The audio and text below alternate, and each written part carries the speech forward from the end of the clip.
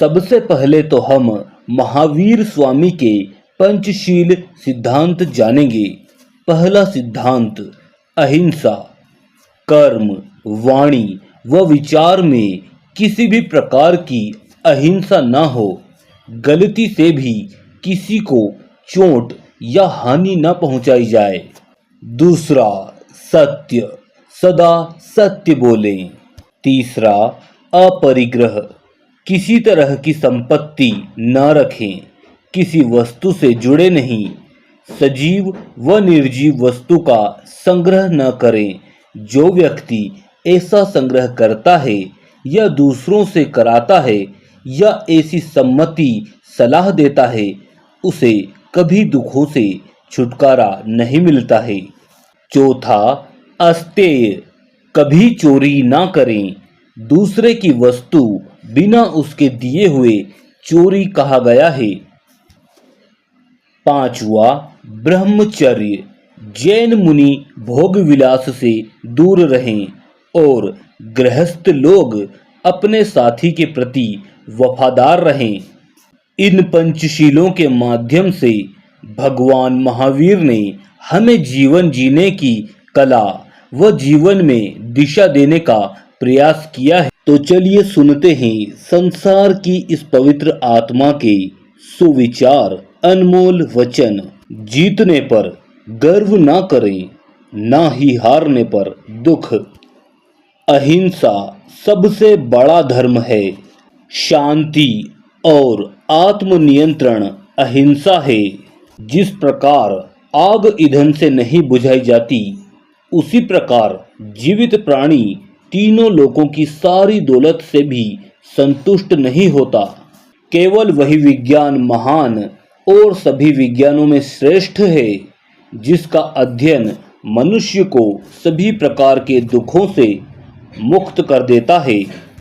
एक व्यक्ति जलते हुए जंगल के मध्य में एक ऊंचे वृक्ष पर बैठा है। वह सभी जीवित प्राणियों को मरते हुए देखता है, लेकिन वह यह नहीं समझता कि जल्द ही उसका भी यही हश्र होने वाला है। वह आदमी मूर्ख है। किसी को तब तक नहीं बोलना चाहिए जब तक उसे ऐसा करने के लिए कहा न जाए।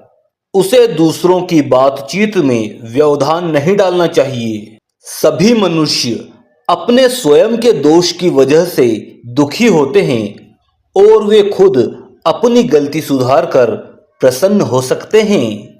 प्रत्येक आत्मा स्वयं में सर्वज्ञ और आनंदमय है। आनंद बाहर से नहीं आता। भगवान का अलग से कोई अस्तित्व नहीं है। हर कोई सही दिशा में सर्वोच्च प्रयास करके देवत्व प्राप्त कर सकता है। प्रबुद्ध व्यक्ति को यह विचार करना चाहिए कि उसकी आत्मा असीम ऊर्जा से संपन्न है। साहसी हो या कायर, दोनों को मरना ही है।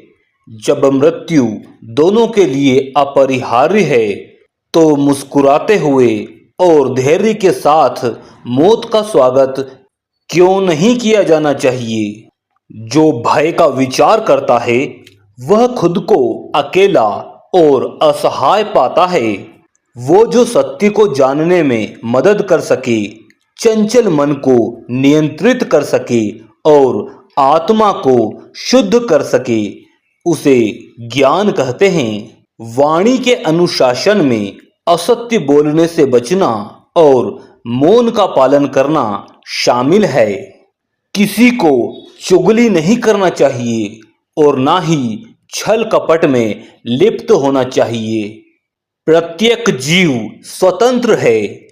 कोई किसी और पर निर्भर नहीं करता। केवल वही व्यक्ति सही निर्णय ले सकता है जिसकी आत्मा बंधन और विरक्ति की यातना से संतप्त ना हो।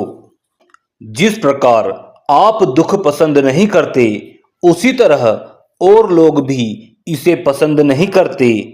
ये जानकर आपको उनके साथ वो नहीं करना चाहिए जो आप उन्हें आपके साथ नहीं करने देना चाहते। आपकी आत्मा से परे कोई भी शत्रु नहीं है।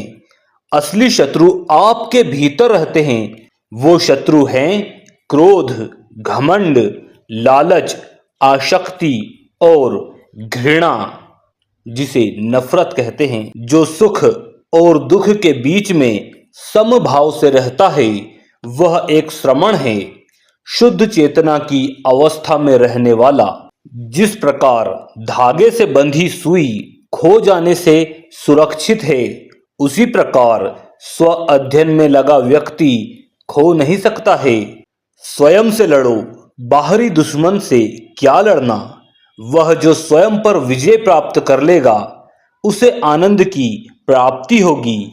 एक जीवित शरीर केवल अंगों और मांस का एकीकरण नहीं है, बल्कि यह आत्मा का निवास है, जो संभावित रूप से परिपूर्ण धारणा, अनंत दर्शन, संपूर्ण ज्ञान, अनंत ज्ञान, परिपूर्ण शक्ति, अनंत वीर्य और परिपूर्ण आनंद, अनंत सुख है।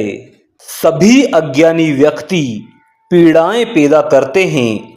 भ्रमित होने के बाद वे इस अनंत दुनिया में दुखों का उत्पादन और पुनरुत्थान करते हैं। किसी जीवित प्राणी को मारे नहीं, उन पर शासन करने का प्रयास नहीं करें। जैसे एक कछुआ अपने पैर शरीर के अंदर वापस ले लेता है, उसी तरह एक वीर अपना मन सभी पापों से हटाकर स्वयं में लगा लेता है। जो रातें चली गई हैं वे फिर कभी नहीं आएगी। वे अधर्मी लोगों द्वारा बर्बाद कर दी गई है। कीमती वस्तुओं की बात तो दूर है, एक तिनके के लिए भी लालच करना पाप को जन्म देता है।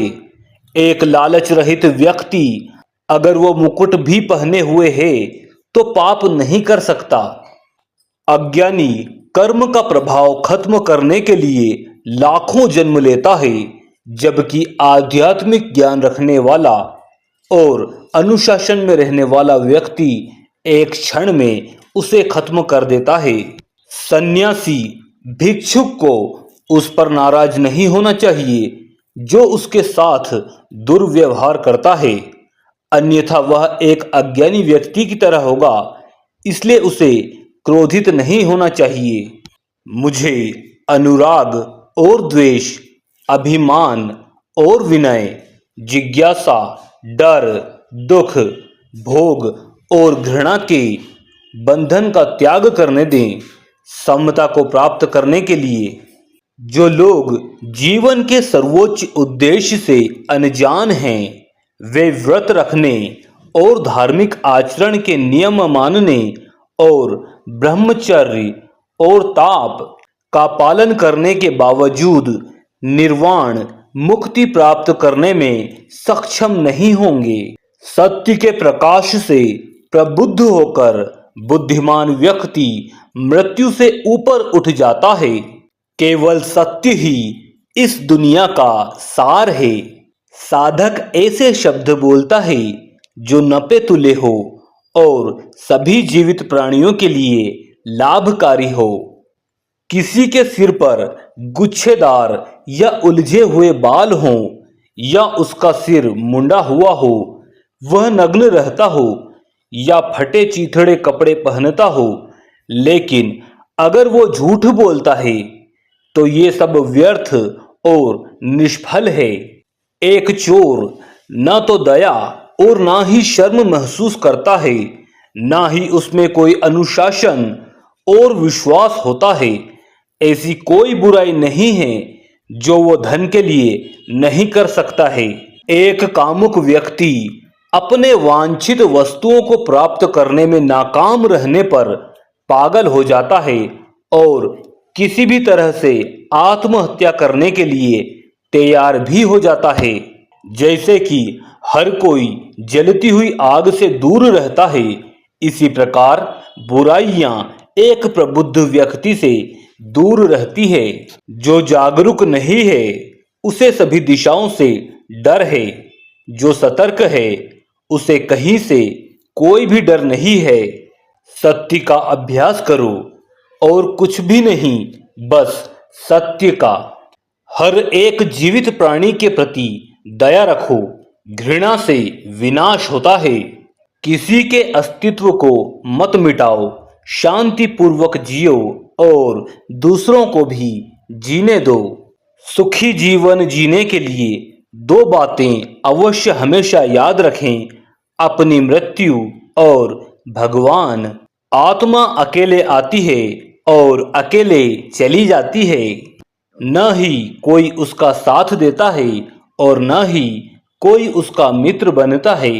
किसी भी जीव को नुकसान न पहुंचाएं, गाली ना दें, अत्याचार न करें, उसे दास न बनाएं, उसका अपमान न करें, उसे सताए नहीं अथवा प्रताड़ित न करें तथा उसकी हत्या न करें। सुख में और दुख में, आनंद में और कष्ट में हमें हर जीव के प्रति ऐसी ही भावना रखनी चाहिए जैसी हम अपने प्रति रखते हैं।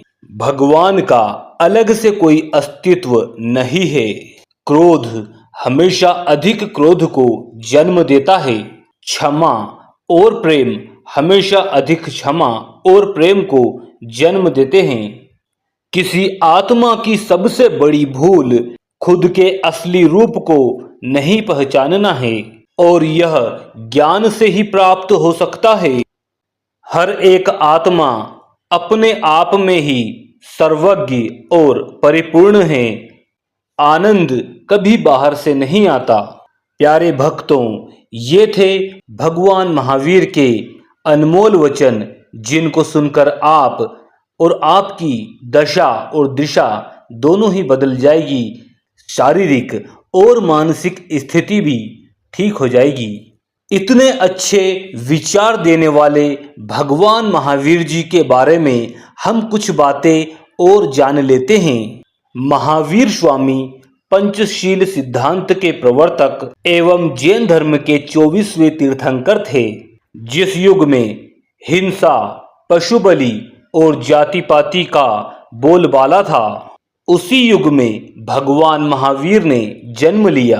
उन्होंने दुनिया को सत्य और अहिंसा जैसे उपदेशों से सही राह दिखाने की कोशिश की। शोध के अनुसार जैन धर्म की स्थापना वैदिक काल में हुई थी। जैन धर्म के वास्तविक संस्थापक ऋषभदेव थे। महावीर स्वामी ने जैन धर्म में अपेक्षित सुधार करके इसका व्यापक स्तर पर प्रचार किया।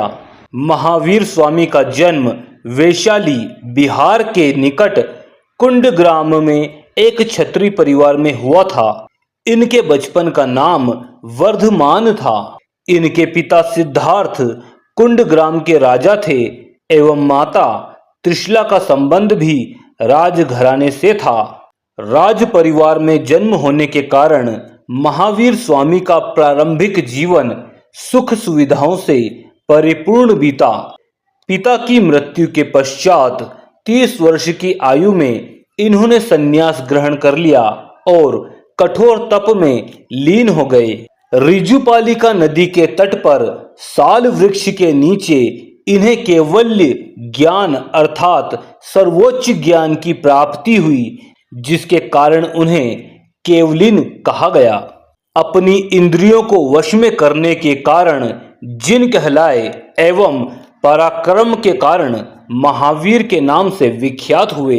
महावीर स्वामी ने समाज में प्रचलित वर्ण व्यवस्था, जाति व्यवस्था का विरोध किया था। भगवान महावीर का आत्मधर्म जगत की प्रत्येक आत्मा के लिए समान था। महावीर का जियो और जीने दो का सिद्धांत जन कल्याण की भावना को दिखाता है। अहिंसा का सिद्धांत जैन धर्म की मुख्य देन है। तो ये थी भगवान महावीर स्वामी के बारे में कुछ जानकारियां। आपको महावीर स्वामी के अनमोल वचन कैसे लगे?